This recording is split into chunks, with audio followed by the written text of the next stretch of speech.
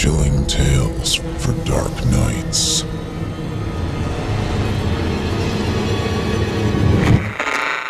Want to make sure you never miss a Chilling Tales for Dark Nights video again?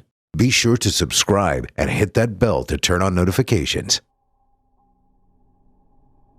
Dad said a man was coming from the city to photograph us tomorrow. I never had a photograph taken of me before. My parents had one taken with James when he was a baby. Eliza and I weren't born yet. The picture sits over our mantel, embroidered in a gold frame. Dad always promised he'd have one taken of all of us when we had the money. He'd say we'd have one of our whole family together. Now, he says it's better late than never. James and I are in the living room, drawing. Mom and Dad are seated at the kitchen table, drinking water and tea leaves. Mom is crying quietly. "Catherine," Dad says, "we can't let this kill us. It's the best we could do." "We could have done better," Mom mumbles. "A better doctor. Something." She trails off. "There isn't anything we could have done differently," Dad says. "We did what we could with the time we had. The Lord needed her back." Mom lets out a moan. Upstairs, Eliza is in her best Sunday dress. My mother made her look very pretty. Like she's sleeping. Dr. Coffett came to visit a few days ago. Eliza was moaning for hours before. My mother had come in to take care of her, and I was to move to James's room. All night, I heard her retching. When Dr. Coffett was leaving the next day, I asked him what was wrong with her. "Well, sweetheart, your little sister is very sick, but I promise you I'll do everything I can." He smiled a lazy smile at me. I counted 2 gold teeth. After he leaves, Mother tells me Eliza has a bad fever. She tells me I can go up and see her if I like, but not to wake her. The stairs creak as I climb. It's dark upstairs, and very still. I reached our room and quietly opened the door. The 2 windows on the other side of the room had the shades drawn, blocking out almost all of the sun, even though our room was facing it. Tiny rays fell at the foot of Eliza's bed where she lay, hidden except for her face. Her forehead was red and wet, her dark hair matted against it. I touched it. It was so hot. She was breathing quickly. The man from the city is downstairs. He and Dad talk about how much a daguerreotype photograph costs. Mother and I are in Eliza's and my room. She is brushing Eliza's hair. I put the flowers we picked today around her. I don't like looking at her. I've seen a dead person before. I was at my Uncle Jed's burial. He was killed by 2 men who robbed his house. He ran after them and they shot him dead. But even with those little holes in his cheek and the black circles under his eyes, I could tell there was something certain, definite about him. Eliza didn't have that. She very well could have been alive, except for that stillness. It was the stillness which scared me. All the signs of her sleeping were there, save for the gentle up and down motion of her chest and the light whistle of air from her nostrils. When you see a behavior so many times, you begin to expect all the signs to be present. Seeing such a vital few missing was disconcerting. My mind tries to make sense of it, but the effort brings on a slow, tired, nauseous feeling. I want to leave the room. Catherine, are you ready? Dad's voice echoes from downstairs. We are. Mom's voice breaks and doesn't carry. Yes, Dad. I finish. Footsteps begin on the stairs. Dad enters, followed by the man with the camera. James slips in behind them, looking as though he didn't think he should be here, or didn't want to be here. I couldn't tell which. The man with the camera is very tall, like Dad, with dark hair and a thick, dark beard. His face could have been whittled from wood. It was so lined. He looks from me to Eliza and steps over to the bed to examine her. If, as you say, he says in a thick German accent, gesturing to my father, you would like to make this a picture of the family rather than a memorial, I will need to decorate the girl to make her appear alive. He takes a small paint set from his pocket.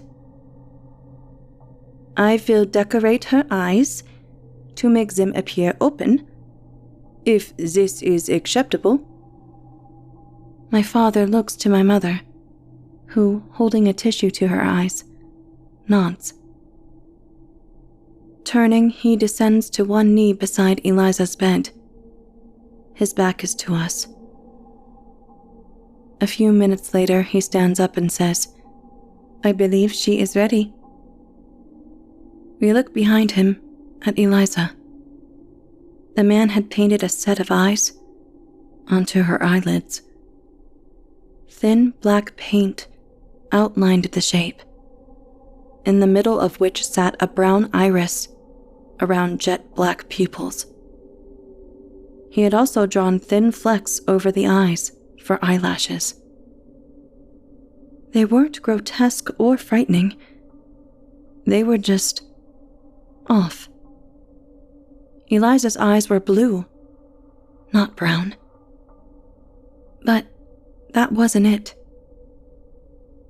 Mom once said between life and death was a barrier, a wall which we cross over only once. The eyes on Eliza seemed to bring her back over that wall, even if the eyes were a little abnormal. I felt a mixture of hope and uneasiness. The man asks if we are ready. As we group together around Eliza's bed, the man, now behind the camera, says, One more thing. The exposure will take 40 to 50 seconds, so if you will, please remain as still as possible in order to minimize any blurriness. I supposed Eliza's face would come out crystal clear. On the count of 3. Eliza was buried the next day.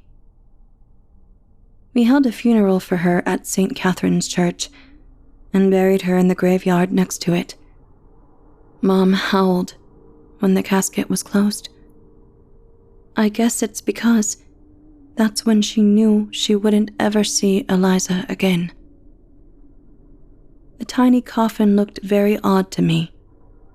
James, my dad, and 2 men I didn't know carried her outside. I could tell James was struggling with the back corner, but he still did all right. A lot of people came out, all wearing black. Eliza was in white. They washed the paint off her eyes before they put her in. She still made me uncomfortable. I didn't know why. We put the photograph in its own gold frame. It was put right in the middle of the mantel. It was always nice to walk by and look at. It was helpful to remember what she looked like. You stop seeing a person, and for some reason, their face begins to fade. You can't quite remember what they looked like, or the specific features that made them, them. A few weeks later, I was looking at the photograph again. I did it less often now, but I still stopped from time to time. I was looking at Eliza, but I was also looking at myself. I liked seeing my face. I knew what I looked like, but somehow seeing my face in the photograph was different from looking in a mirror, or seeing your reflection in a pond. I also felt badly because I knew Eliza would never see a picture of herself. She would never know what she looked like when she was younger. She would never watch herself grow up. Hot tears burn in my eyes as I look at her. Painted eyes behind the gray of the picture. A look on her face, and almost sad. I stopped. I didn't know what it was, but I could feel a sinking feeling in the pit of my stomach. I started to feel cold. Something was out of place. Something was wrong.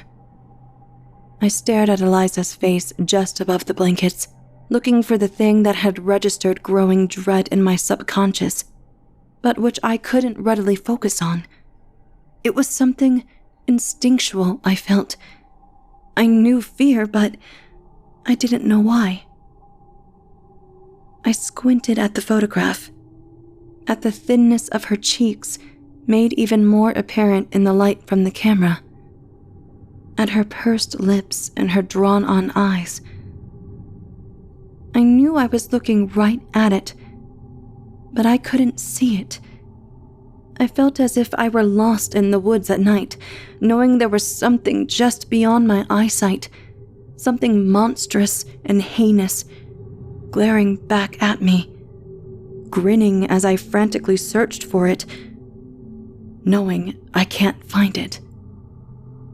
As I stared at the photograph, my fear turned slowly to dark, clammy terror. Nausea rolled over me. My hands quivered, and for my own life, I did not know what was wrong. And then, I saw it.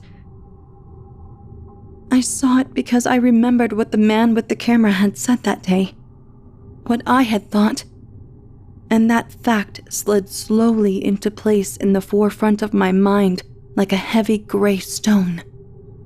The idea clicked solidly with my fear of something terribly unnatural, terribly wrong, and my primal fear was suddenly explained. The room spun as the realization dawned upon me, as numb, raw shock crashed into me.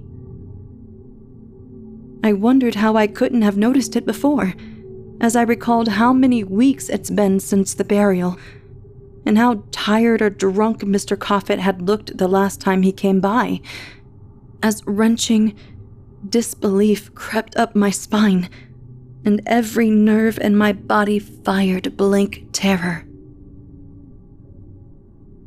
Eliza was blurry. Chilling tales for dark nights.